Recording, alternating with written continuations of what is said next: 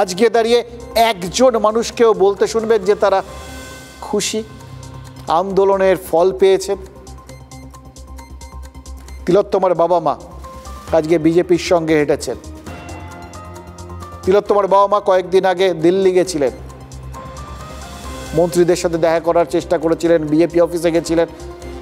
ওরকমভাবে অ্যাপয়েন্টমেন্ট না নিয়ে যাওয়ায় কারোর সাথে হয়তো দেখা করতে পারেন। কি বলতেন? সিবিআইয়ের বিরুদ্ধে অভিযোগ জানাতেন। সিবিআই তো স্বরাষ্ট্র মন্ত্রকের অধীনে, শুনতো। আজকে কুণাল ঘোষ সেই জায়গার থেকেই তো ধরলেন, শুনলেন তো।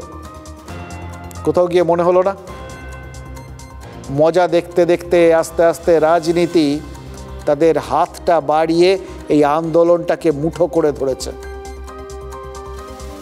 ছিবড়ে করে দিচ্ছে। কারণ এই আন্দোলনটা কোথাও গিয়ে ধৃষ্টতা দেখিয়েছিল রাজনীতিকে অস্বীকার করা। তার ফল কি? আজকের একদম পুরোপুরি একটা রাজনৈতিক অভিযান।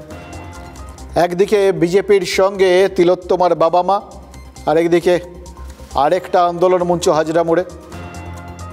ওখানে বামেরা, এখানে বিজেপি, পুরো দস্তুর আজকে রাজনৈতিক অভিযান।